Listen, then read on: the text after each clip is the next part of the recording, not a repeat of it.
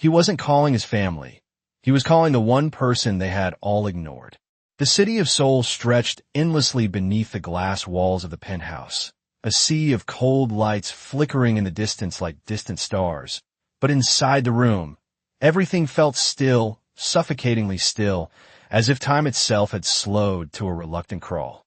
Kang Jae-min, a man whose name once carried weight in every whispered deal and every silent nod across the city, lay motionless against the leather of his chair, his breath shallow, uneven, each inhale quieter than the last, as though even the air hesitated to stay with him. The room was filled with people, men in tailored suits, a doctor clutching his bag, a woman with trembling hands who claimed to know him best. But none of them spoke, not really. They watched. They waited. They measured what remained a man who had once seemed untouchable. "Sir, you need to stay awake," the doctor said softly, though the words sounded rehearsed, distant, like something he had said too many times to too many people who were already halfway gone. Kang Jae-min didn't respond. His eyes, dark and once sharp enough to silence a room with a glance, drifted slowly across the faces around him, pausing only for a moment before moving on, as if searching for something that wasn't there. Or someone. A man near the window cleared his throat, stepping forward with careful urgency. "We've contacted your son's caretaker. He'll be brought here shortly." It was meant to reassure him, to anchor him to something that mattered. But instead, Jae-min's brow tightened ever so slightly, the faintest sign of resistance in a body that had almost given up.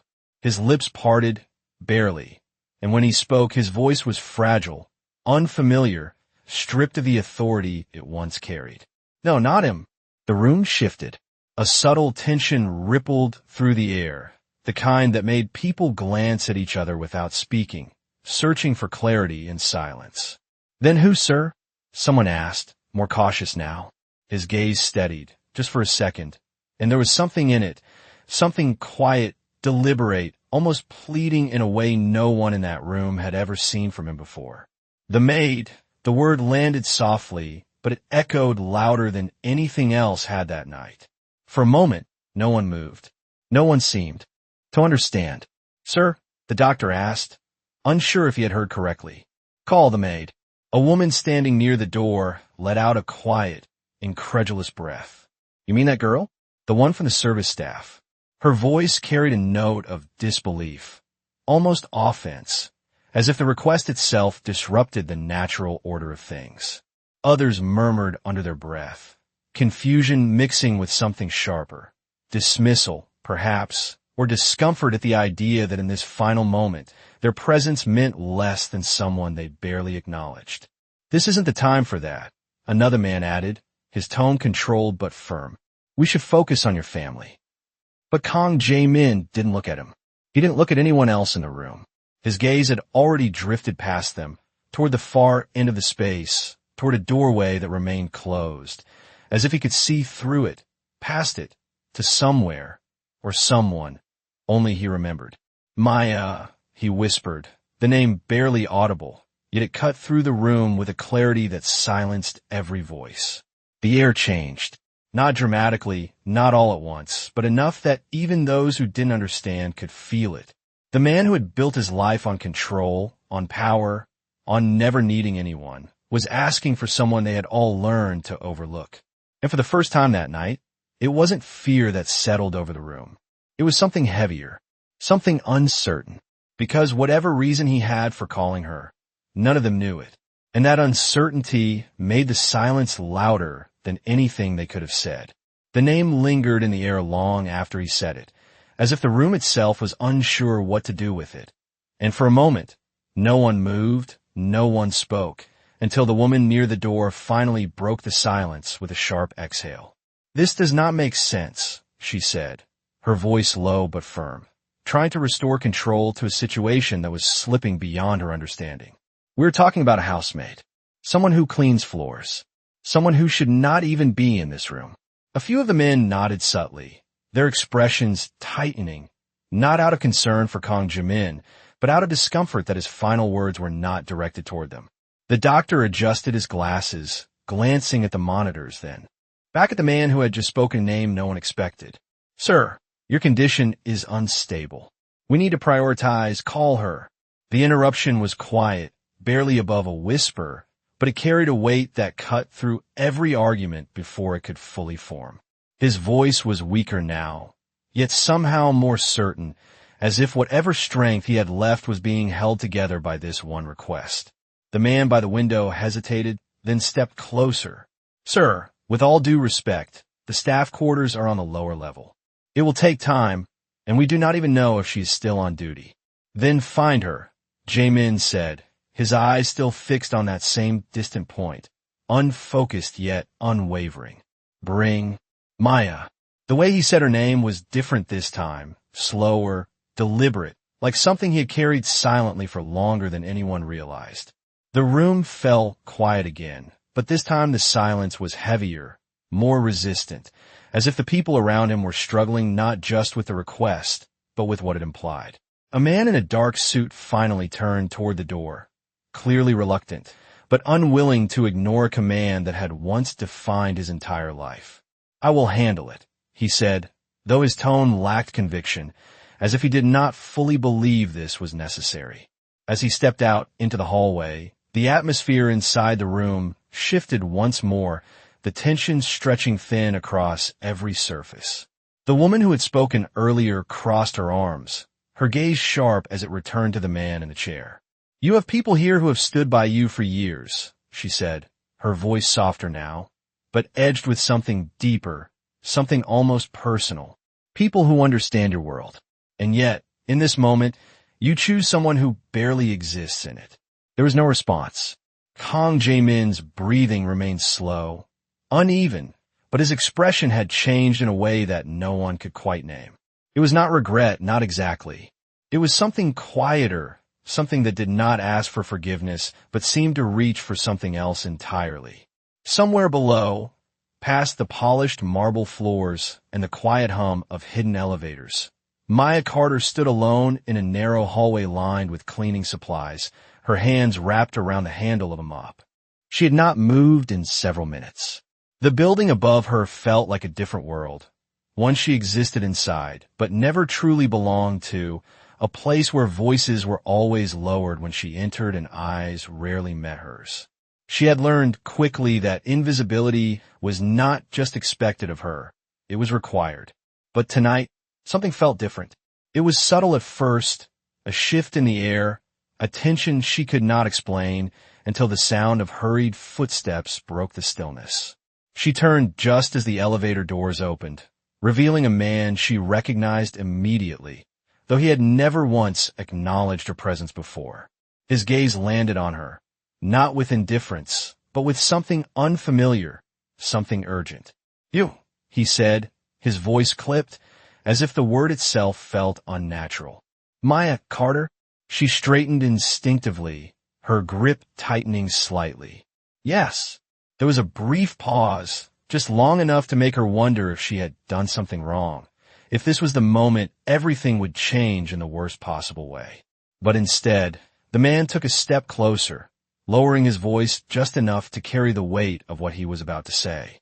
"He is asking for you." Maya blinked, the words not fully registering at first. "I am sorry."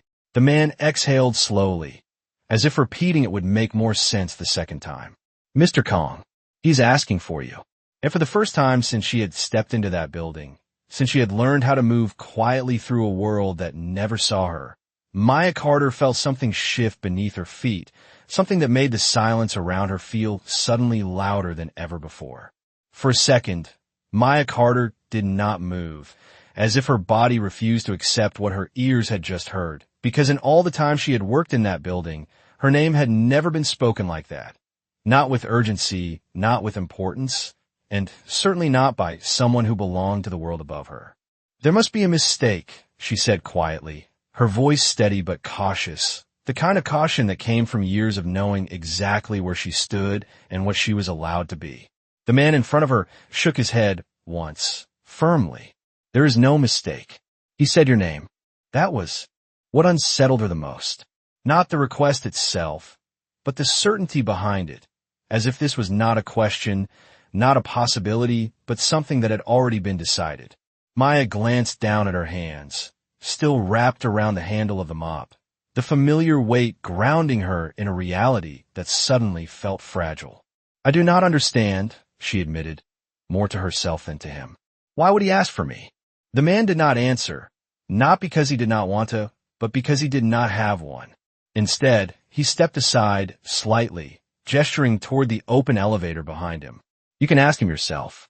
The hallway seemed smaller now, quieter, as if the walls themselves were listening, waiting for her to make a decision that she had never expected to face. For a moment, she considered saying no. It would have been the safer choice, the simpler one, to remain exactly where she belonged, invisible, untouched by whatever was happening above. But something in the way the man had said her name, something in the weight of that request, made it impossible to ignore. Slowly, she released the mop, letting it rest against the wall, her fingers lingering for a second longer than necessary before she stepped forward.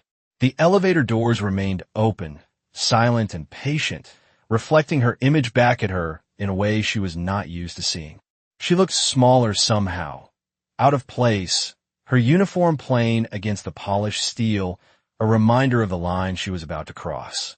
As the doors closed behind her, the ascent felt longer than it should have, each floor passing with a soft chime that echoed too loudly in the confined space.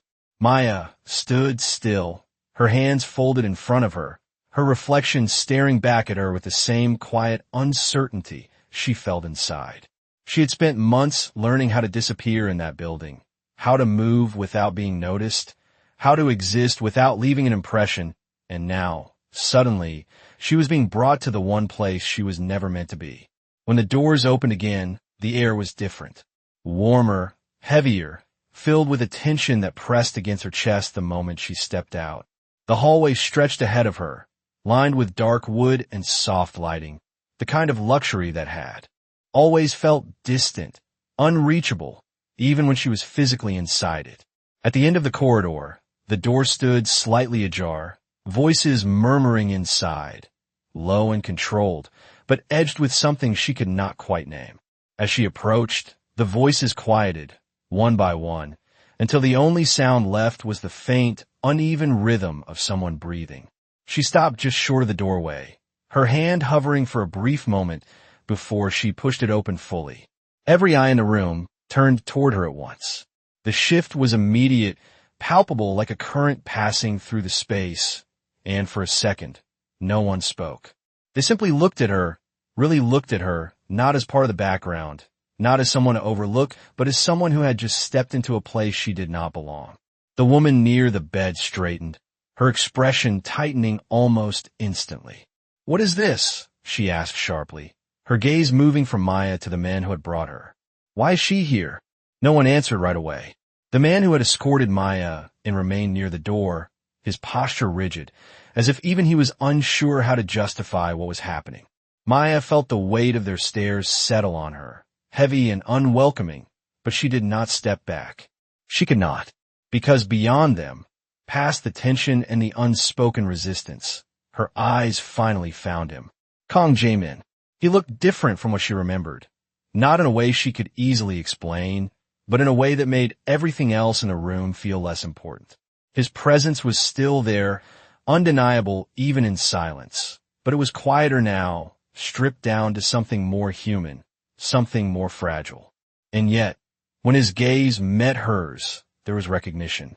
Not confusion, not indifference, but recognition, clear and unwavering, as if he had been waiting for this moment longer than anyone else in that room realized. His lips moved slightly, forming a word that barely made sound, but she understood it anyway. "You came." And just like that, the distance between who she was and where she stood disappeared, leaving behind only one question that echoed in the silence. Why her? No one moved after he said it. Not immediately, as if the entire room had been caught in a moment that did not belong to them, a moment that existed only between Kang Jae-min and the woman standing quietly near the door. Maya felt it too, that strange shift in the air, like stepping into a memory she did not fully remember yet somehow recognized, her heartbeat steady but louder than it should have been. The silence that followed. The woman near the bed took a step forward, unable to contain the tension any longer. "This is inappropriate," she said, her voice controlled but sharp enough to cut through whatever invisible thread had formed between them. "She should not be here." Her words were directed at the others, but her eyes never left Maya, measuring her, dismissing her, as if trying to restore a balance that had already been broken. "We are discussing important matters," she continued, her tone firm. "Family matters." Maya lowered her gaze for a brief second, not out of submission, but out of habit, the kind that had been shaped over months of knowing when to step back and when to remain unseen. But before she could move, before she could retreat into the background where she had always belonged, Kang Jae-min's voice came again, softer now, but impossible to ignore. "Stay." It was not loud. It did not need to be. The words settled into the room with quiet authority, the kind that no one there had ever learned to question, even now. The woman hesitated, her lips parting slightly as if she wanted to argue. But something in his expression stopped her, something unfamiliar that made even her step back. Maya lifted her eyes again, this time holding his gaze, unsure of what he was asking from her, unsure of why she was the one standing there while everyone else seemed to fade into the edges of the room. "Sir," she said carefully, her voice calm but edged with confusion she could not completely hide. "I do not think I should be here." The words were respectful, measured, exactly what she had learned to say in situations that did not belong to her. But Kang Jae-min shook his head ever so slightly, a small movement that carried more meaning than anything else he had said. "You should," he whispered, his voice barely holding together, yet filled with a certainty that made it difficult to look away. There was a pause, a long one, where no one dared to interrupt, where even the doctor remained still, as if sensing that whatever was about to happen mattered in a way that could not be measured by time or condition. Then, slowly, Jae-min shifted his gaze toward the side of the room, toward a small figure seated quietly in a chair near the window. It was a boy no older than 7, his hands resting in his lap, his eyes wide but distant, as if the world around him existed behind a glass he could not quite break through. Maya's breath caught slightly when she saw him, something tightening in her chest, something familiar and unexpected all at once. "Do you remember?" Jae-min said, his voice weaker now, each word taking more effort than the last, "the night it rained?"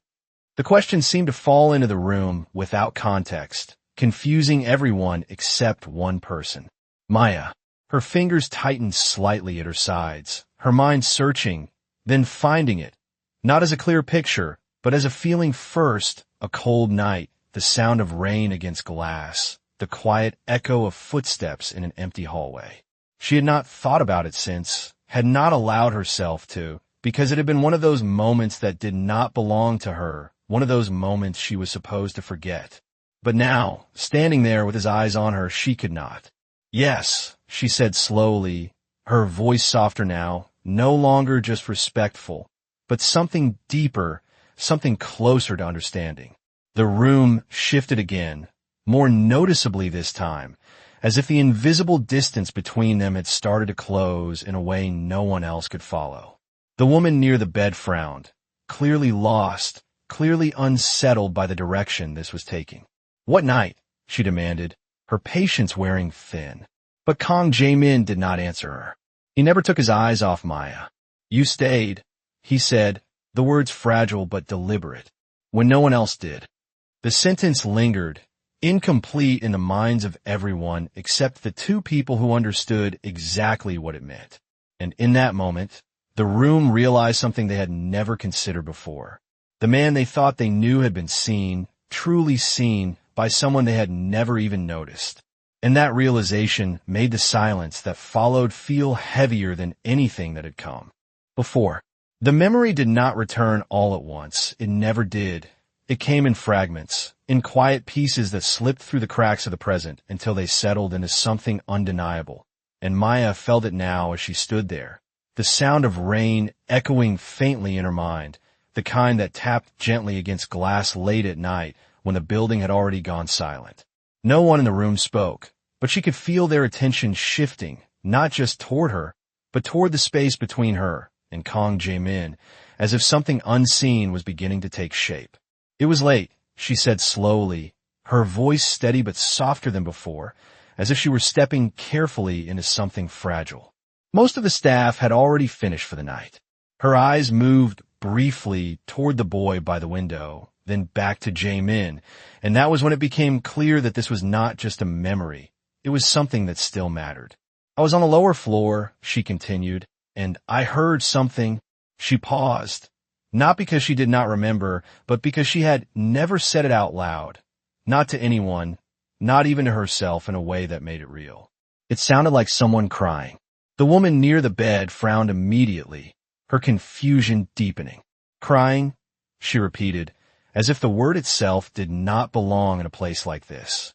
But Maya did not look at her. She only looked at the boy again, and this time, her gaze lingered. He was alone, she said quietly, sitting on the floor outside one of the rooms. No lights on, no one around. The room seemed to tighten around that image, the idea of something so small, so human, existing unnoticed in a place built on control and precision. I was not supposed to be there, Maya added, almost as an afterthought, though the weight of that truth was clear in her tone. The upper floors were restricted, but I stayed. Kang Jae-min's breathing shifted slightly at that.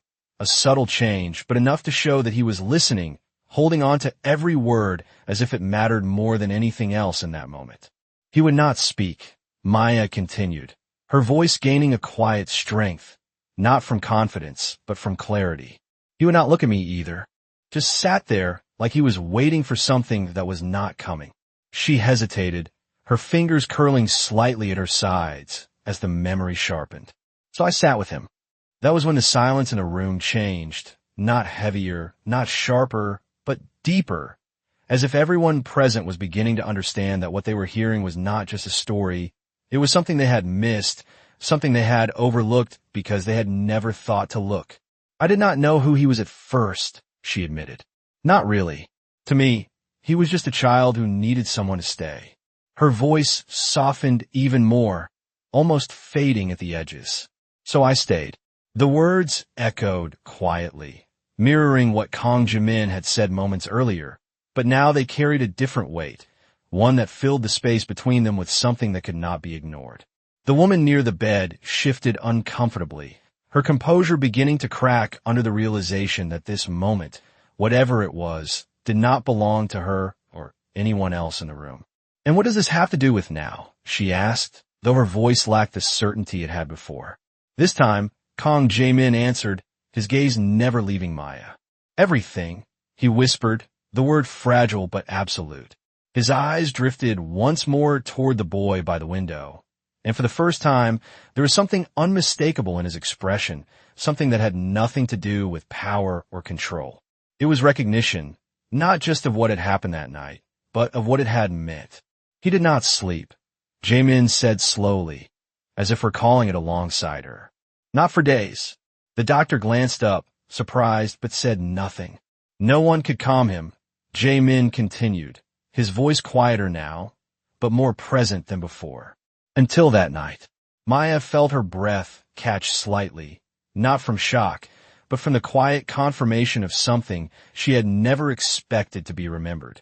You sang, Jae-min added, his voice barely more than a breath. The memory settled fully then, clear and undeniable. The soft melody she had not even realized she was humming, something her mother used to sing back home, something simple, something warm. She had not thought it mattered. She had not thought anyone noticed. But now, standing in that room with Every, eye on her and his gaze steady despite everything, she realized something that shifted everything she thought she knew about her place in that world. He had noticed, and that changed everything. The realization did not arrive with noise or sudden movement. It settled quietly, like a truth that had always been there, but had never been spoken aloud. And for a moment, no one in the room seemed willing to disturb it. Kang Jae-min's gaze remained fixed on Maya, not with the authority they were all used to, but with something far more vulnerable, something that made the distance between them feel smaller than it had ever been before. He slept that night, Jaemin whispered, each word slower than the last, as if he was choosing them carefully, holding on to them with what little strength he had left. For the first time in weeks, the doctor shifted slightly, surprised again, but still silent, sensing that this was not something to interrupt. Maya's eyes moved once more to the boy by the window, and now she could see it more clearly, the quiet distance in his expression, the way he held himself slightly apart from everything around him, as if the world had never quite felt safe enough to fully enter. Her chest tightened, not from fear, but from recognition, the kind that did not need explanation.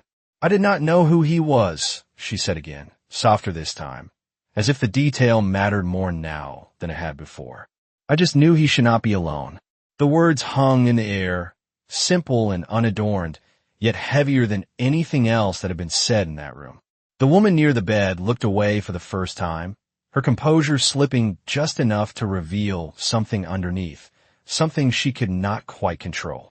"There were staff assigned to him," she said, though her voice lacked its earlier certainty. "People whose job it was to take care of him. They left," Jaemin said, his voice barely audible, but unmistakably firm. "One by one." No one responded to that. No one could, because what he was describing was not a failure of duty. It was something deeper, something that could not be corrected by schedules or instructions. It was absence, and Maya had filled it without being asked. A quiet breath escaped Jaemin as he shifted slightly, the movement, small but deliberate, as if he was gathering what remained of himself for what he needed to say next. "I watched," he added, his eyes never leaving hers. The room stilled again, the meaning of those two words settling slowly over everyone present. From the hallway, he continued, his voice fragile but steady. "You did not know I was there." Maya's breath caught, just slightly, not from fear, but from the sudden understanding that the moment she had tried so hard to forget had never truly been hers alone. "You could have left," he said, his tone soft, almost reflective. "No one would have known." He paused, the effort of speaking visible now, but he did not look away. "But you stayed anyway." The silence that followed was different now, no longer filled with confusion or resistance, but with something closer to realization. The people in that room, the ones who had always believed they understood everything about the man before them, were beginning to see something they had never considered. Not power, not control, but memory, and the quiet weight of it. Jaemin's gaze shifted once more toward his son, and for a brief second, something softened in his expression, something that did not belong to the man they knew, but to someone else entirely. "He still does not speak much," he said, almost to himself. "Not to them." His eyes returned to Maya. "But he listened to you." The statement was simple, but it carried a truth that no one could dismiss. Maya felt it settle over her, not as a burden, but as something else, something that connected that night to this moment in a way she had not expected. She had thought it was small, insignificant, just another quiet act in a life filled with them. But now, standing there, with every word bringing that memory closer, she realized it had never been small to him.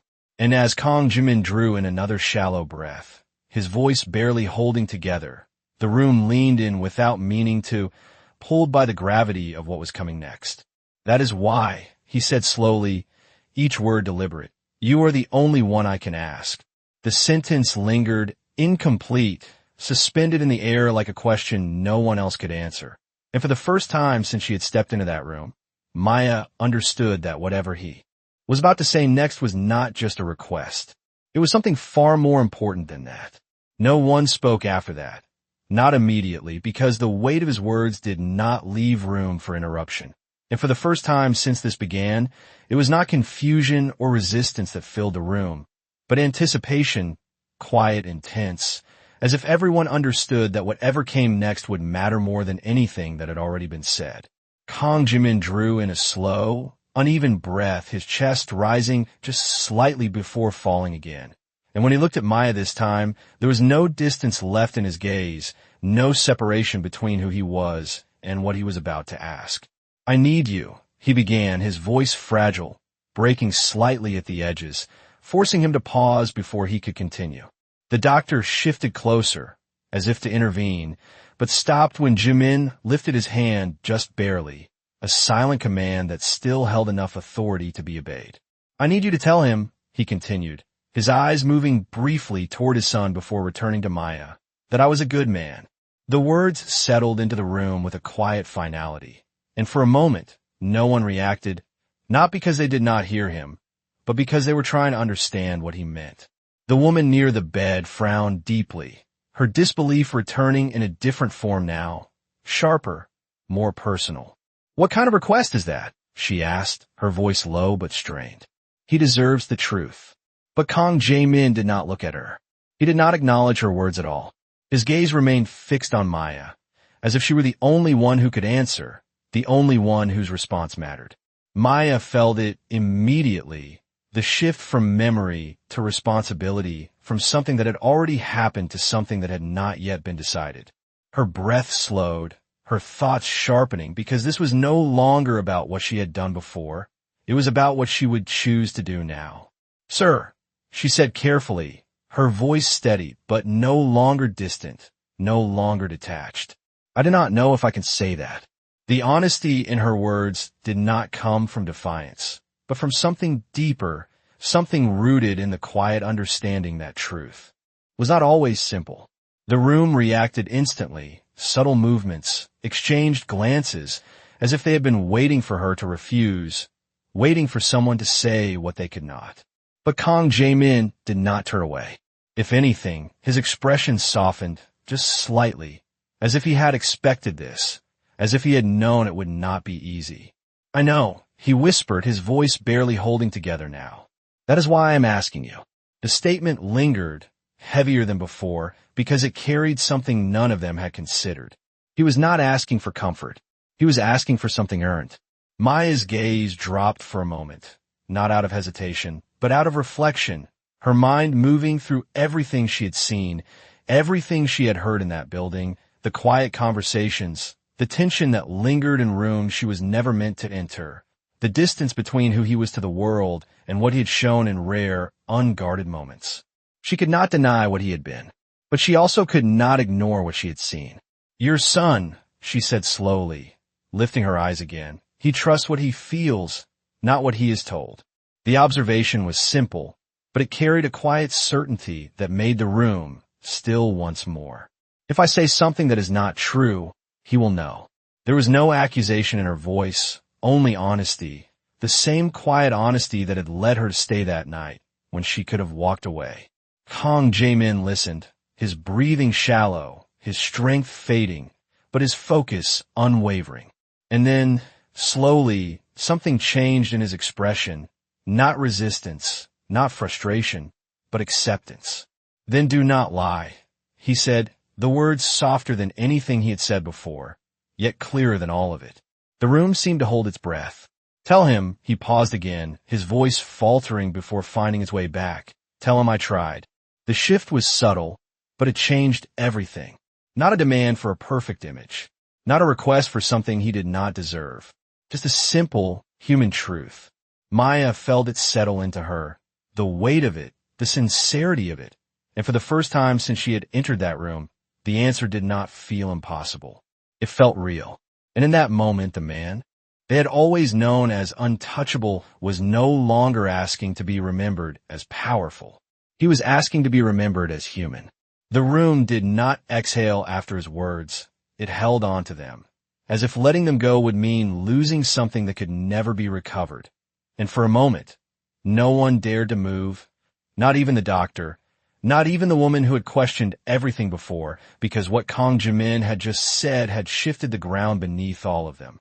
Maya stood still, her eyes resting on him, not with hesitation anymore, but with a quiet understanding that had taken shape in the space between his request and his acceptance. He was not asking to be rewritten. He was asking to be remembered with honesty. Slowly, she nodded, the movement small but certain, and something in his expression eased, just slightly, as if that alone had given him more peace than anything else in the room could offer. Without another word, Maya turned her attention toward the boy by the window, her steps measured, gentle, as she crossed the distance that had once felt so impossible to close. The others watched her, but no one stopped her this time. No one questioned her presence. Because now, they understood that whatever this moment was, it belonged to her as much as it did to him. She knelt down in front of the boy, lowering herself to his level, not rushing, not forcing anything, just allowing the space between them to settle naturally. Up close, she could see him more clearly, the quiet way he observed the world, the distance in his gaze, but also the awareness beneath it, the way he noticed more than people realized. "Hey," she said softly, her voice warm but steady, the same tone she had used that night, the same one that had reached him when nothing else could. The boy did not respond immediately, but he did not look away either. His eyes shifted slightly, focusing on her in a way that felt familiar, as if something deep inside him recognized her before his mind could. Maya held that gaze, patient, giving him the time he needed because she understood now that connection was not something you demanded. It was something you allowed. Behind her, the room remained silent, every person watching, but no longer with judgment, no longer with dismissal, but with something closer to realization. Maya took a small breath, grounding herself in the moment, then spoke again, her words careful, honest, exactly as she had promised. "Your father," she began, her voice soft enough to reach only him, yet clear enough that the room could hear the truth in it. He tried. The boy's expression did not change right away, but something in his posture shifted, something subtle, almost imperceptible, like a door opening, just a fraction. He did not always know how to show it. She continued, her tone gentle, free of accusation, free of embellishment. But he tried in the ways he could.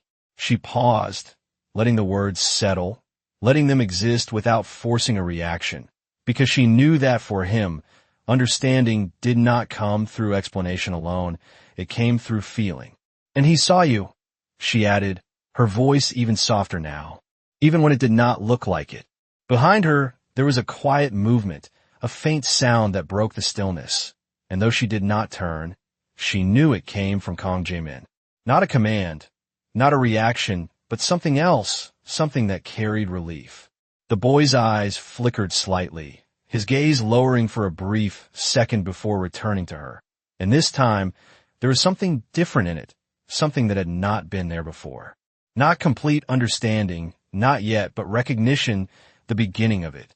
Maya held that moment carefully, not rushing to fill it with more words, because she knew this was where it mattered most, not in what was said, but in what was felt. Slowly, she reached out, not to take his hand, not to force contact, but to offer it, leaving the choice entirely his. For a second, nothing happened. Then, almost hesitantly, the boy's fingers moved, just enough to rest lightly against hers. It was small, barely noticeable to anyone else in the room, but to Maya, it meant everything. And behind her, as the silence deepened once more, Kang Jae-min closed his eyes, not in defeat, not in fear, but in something quieter, something that had eluded him for most of his life. Peace. No one noticed the exact moment it happened. Not because it was hidden, but because it was quiet, so quiet that it slipped past the noise of expectation and settled gently into the room, like something that had always been meant to be. Kang Jae-min did not speak again. His breathing, already shallow, grew softer, slower, until it became something you could only notice if you were truly paying attention. And in that moment, the man who had once filled every space with his presence seemed to release the weight he had carried for so long. The doctor stepped forward carefully, his movements measured, professional, but even he hesitated for a fraction of a second, as if acknowledging that what had just happened could not be reduced to a simple conclusion. A hand reached out, a quiet check, and then a stillness that confirmed what no one wanted to say out loud. The room did not react the way it had earlier. There were no raised voices, no sudden movements, no attempts to reclaim control. Instead, there was silence, deep and unbroken, as if everyone present understood that anything louder would diminish the moment they had just witnessed.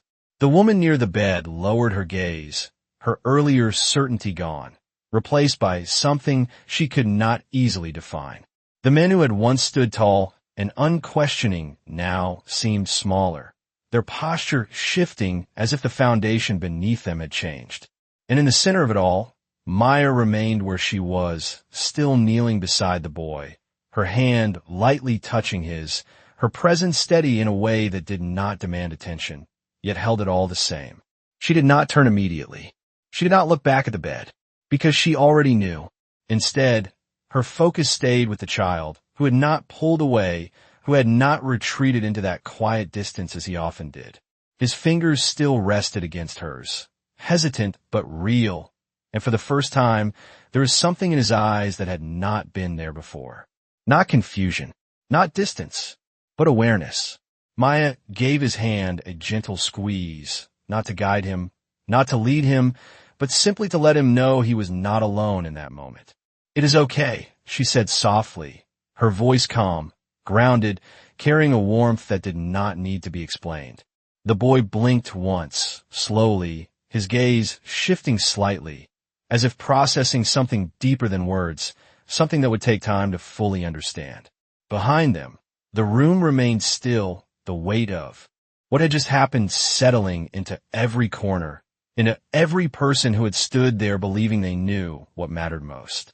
No one told Maya to leave. No one questioned her presence anymore, because now it was undeniable. She had not been invisible. She had been essential.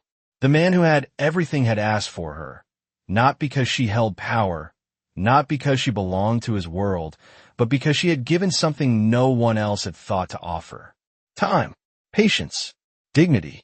Slowly, Maya rose to her feet, her movements unhurried, her expression composed, not triumphant, not overwhelmed, but steady, as if she understood that this moment was not about her, but about what had been given and what remained.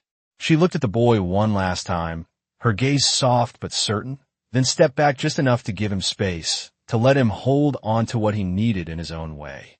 As she turned, her eyes briefly met those of the others in the room, and for the first time, there was no dismissal in their gaze, no quiet judgment, no attempt to look past her, as if she were not there. There was recognition, and something more. Respect. No one spoke. No one needed to, because the truth had already settled into the silence they all shared.